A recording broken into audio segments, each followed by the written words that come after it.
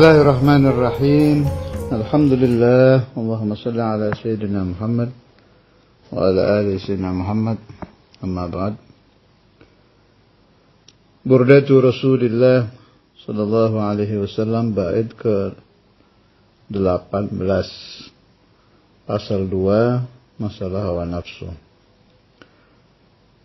Wan nafsu katifli in tuhmilhu syabba ala hubbir rida wa in taftimhu yanfatimi. Wan nafsu, dan nafsu, katifli, seperti anak kecil, seperti bayi. In tuhmilhu syabba ala hubbir rida, kalau kamu biarkan, dia akan membesar, bertambah umur, tetap suka menyusu ke ibunya. Kebetulan hari-hari ini keponakan saya juga baru disapi. Wa in taftimhu yanfatimi, kalau kamu sapi dia akan tersapi. Dihentikan dari menyusu itu. Lah, pemberhentian dari menyusu asil, susu ibu, ke penyapian di sapi itu ada metode. Kemarin jadi obrolan di keluarga itu, ada metode macam-macam lah. Ada yang dikasih ini, dikasih itu, pokoknya ya, dikasih kopi, dikasih apa lah. Pokoknya tujuannya biar si bayi ini terlupa daripada menyusu ASI. Nah, di situ kita perhatikan satu proses. Ini lama loh. Istiqomahnya bayi menyusu air susu ibu itu kan sampai 2 tahun. Jadi selama 2 tahun, si bayi yang masih suci ini, masih fitro ini, dia nggak bisa meninggalkan air susu ibu. Istiqomah di situ. Fitrahnya majbulah, ya sudah seperti itu.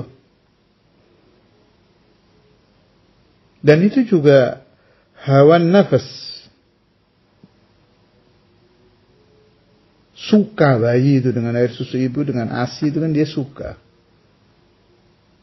Wah, susah itu diberhentikan itu. Tapi bisa. Bisa. Dan ini pelajaran kauniyah. Alam memberitahu kita, wahai salik, wahai ahli tariqah, nafsu itu bisa dilawan. Bisa, bukan tidak bisa. Syaratnya apa? Ya dilawan itu.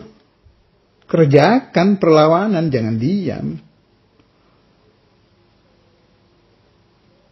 Hanya ada 2 kemungkinan. Syabba ala hubbir rida atau infitam. Wa in taftimhu yanfatimi. Kalau kamu lawan,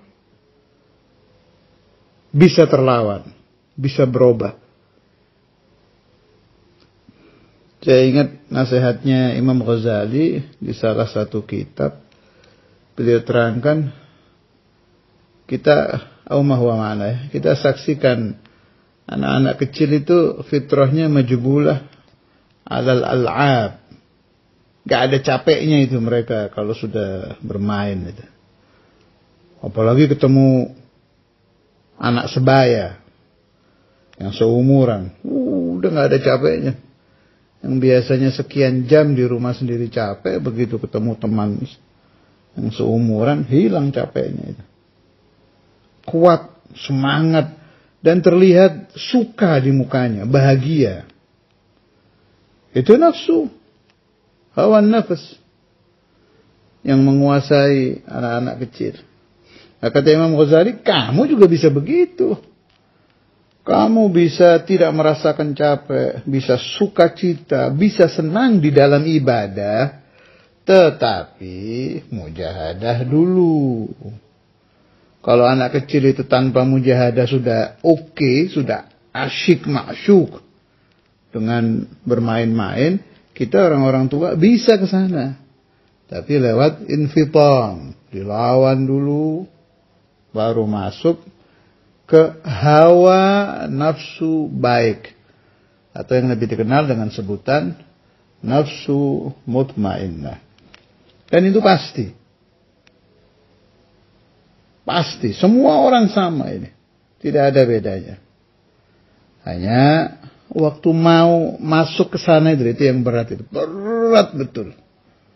Apalagi kalau si bayi tadi kan terbiasanya mengikuti hawa nafsu asi itu kan 2 tahun. Nah, kita orang-orang tua berapa puluh tahun ini. Terbiasa dengan mengikuti hawa nafsu. Tapi bisa. Itu janji Allah. Walladzina jahadu fina lanahdiyannahum subulana. Lepas dari janji Allah memang bawaan nafsu begitu. Kalau dilawan dan istiqamah di dalam perlawanan itu kita lakukan, dia akan pasti terkalahkan. Sudah lalu ya pembahasannya. Yang terkalahkan sebetulnya bukan nafsunya, tapi hawanya. Sifatnya. Kalau nafsu sih ya di situ itu. Mau ruh orang tidak baik, orang baik, ya zatnya sama. Yang akan berubah itu hawanya. Nah, butuh proses. Kemudian berapa lama itu tiap orang beda. Ada yang sekian bulan. Ada yang baru seminggu 2 minggu sudah berhasil. Ada yang lama, beda-beda lah. Tapi rata-rata menurut mazhab ulama ahli thariqah ya 40 hari sudah ada perubahan. 40 yauman. Itu rata-rata. Semuanya kembali kepada rezeki Allah yang Tuhan pastikan di zaman azali dulu menjadi rezeki kita. Perubahan dari nafsu amarah menuju lawamah berapa lama, dari lawamah menuju mutmainnah Allahumma ja'alna minhum berapa lama. Tapi sebetulnya yang harus dipikirkan itu bukan kapan berhasil, nggak ada masalah itu. Kalau Anda meninggal di tengah-tengah perjalanan sedang berusaha keras merubah nafsu amarah menjadi nafsu lawamah, sedang berusaha keras dari nafsu lawamah menjadi mutmainnah. Belum berhasil tapi berusaha keras nih. Oh, tetap husnul khotimah, jaminan itu. Tidak beda dengan orang yang menuntut ilmu belum menjadi alim. Di tengah jalan dia meninggal. Kan meninggal syahid. Sedangkan ini suluk ini di atas ilmu baca kitab. Afdhalul ulum ilmu tasawuf. Sudah rajanya ilmu ini. Jadi siapa-siapa yang meninggal sebelum dia berhasil menduduki kedudukan nafsu mutmainnah, baru sampai lawamah. Meninggal tapi terus berusaha. Tetap meninggal dalam keadaan husnul khatimah. Wassallallahu ala sayyidina Muhammad wa ala alihi wa sahbihi wasallam. Walhamdulillahi rabbil alamin.